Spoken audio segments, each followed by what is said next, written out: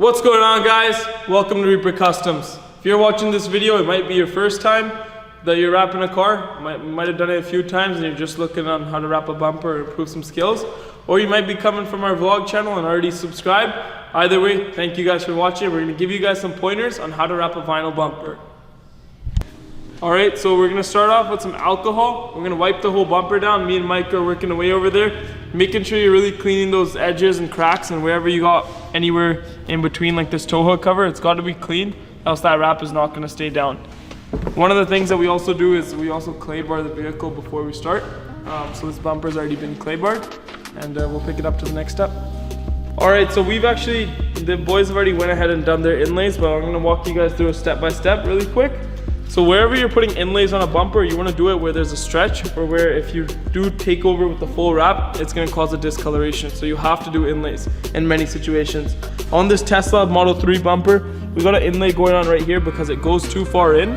So it'll cause the color to change on us. So we had to do a separate piece beforehand, else this vinyl couldn't stretch over. So we did it over here, all the way over, and as well as in here. Wherever your vinyl is folding into too much, you can't cause it to stretch too much, else it will peel on you and it's not going to last you long. So once your inlays are set, you normally want to look for any corners or crevices or anything that has a big stretch on it that you think you'll have a difficult time with. You can even do a test piece beforehand, and that way you'll know where and when you need the inlay. So now we're going to jump to the full piece, and we're going to show you guys how to do it and with all the techniques. Alright, so we have the whole sheet out. Typically you want to have another set of hands, or if there's just two of you, but we're going to show you guys how it's done with just two of us. So what I'm going to do is I'm going to be making sure he's good on his side and I'm making sure I'm good on mine. Mike, how you looking? Looking good. Looking good? Alright, so we're just going to bring it down. If you want to come over my way an inch maybe. We're just going to bring it down full. I'm a little off, so which is alright. Just going to reposition. I'm good. Mike, how you looking? Good. Good? Okay. So we're going to start down over with the middle. Just gonna heat it up and first tack it down before we even use some heat. Right in the middle, you just wanna kind of split it half-half. So that's done. Now let me grab the heat source. So what Michael's gonna do here, he's gonna lift it up. I got my heat source. You can use a torch, whatever you'd like. Just gonna make sure there's no wrinkles in here, and we're gonna heat it up really nice. Once it's heated down enough, Mike's gonna pull it down. Bumper, bumper, bumper, bumper. Chilling. That was good. Now we're gonna go ahead and do the other side, just heating it up the same amount. Mike's gonna pull it down again while we manage to make sure this bumper doesn't slide. Go ahead, Mike. Go ahead. Trying to pull too much. Yep.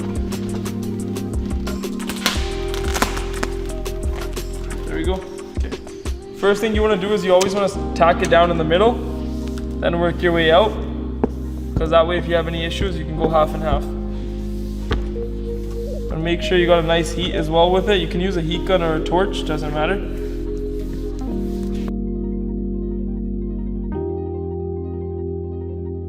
So we're basically just heating up all the areas. You always want to make sure if you're looking at how to do a bumper, you probably wrapped before. But you always want to make sure with your same squeegee techniques, a glove is always something that makes it a lot easier. And a nice squeegee, you always want to keep it in that 45-degree angle, kind of like you're snow plowing a driveway. If you keep going straight, it's just going to pile up and eventually it's going to be too much weight. Or in this case, it's going to be too much air and it's just going to wrinkle.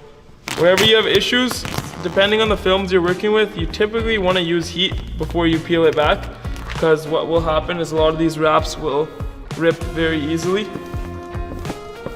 We're only a few minutes into this and we're already flying. So wherever you'll see that I have wrinkles, I just heat it up and it goes right away. But you want to be careful not to pull too much, else you will discolor the film really quick.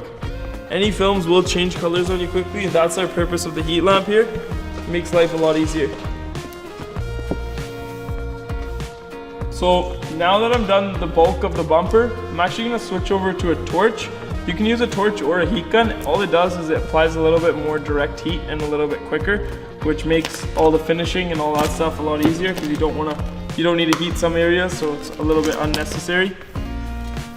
So I'm basically just working away at all the edges, making sure it's nice and laid down, getting out all that nice loose air that's in there.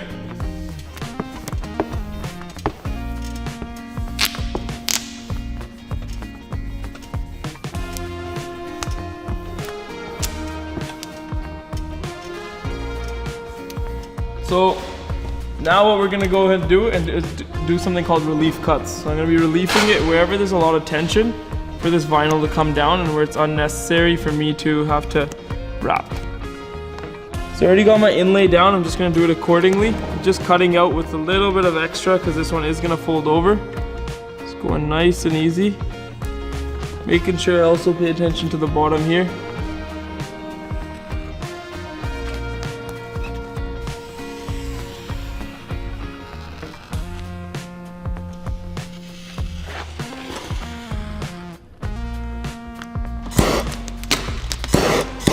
So we're just basically working away at all the edges here.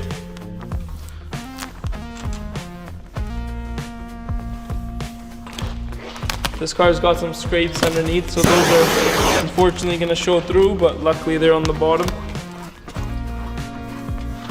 It's actually got some pretty bad scrapes here. The trick is to use heat. That's the best thing. That's the only way to do it and make it quick.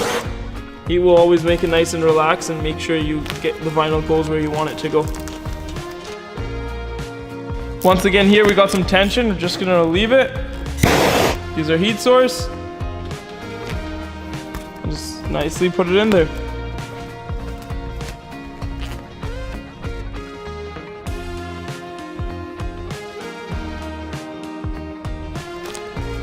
Again.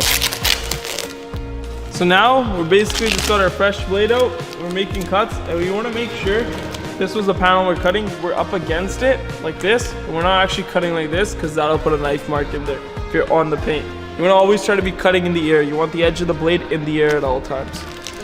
So, alright, so same thing here. We're just cutting right against it while I'm also pulling with my other hand to make sure I'm not wrinkling as I'm cutting. It'll be a super nice cut. Top end here, we're just going to fold it over. It should fall in nice and relaxed. Just cutting away. We're going to repeat that with every other process on this bumper.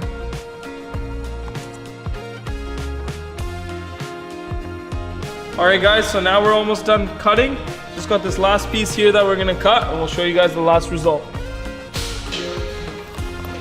Alright, once all your cutting is done, you want to go ahead and reheat the whole bumper, including the edges. And you just want to push it down, making sure it's nice and solid and heat it on and bonded to the surface. That way it won't cause any peeling as well, and it's a one final check. And once that's all done as well, you want to heat the whole wrap as well, looking for any air bubbles. And that wraps up this video. It's a fully complete bumper. Thank you guys for watching. If you guys want to see more of these videos and tips and tricks on how to wrap, leave it down in the comments below and we'll be sure to bring out more videos like this. Be sure to leave a like, comment, and subscribe. Thank you. Peace.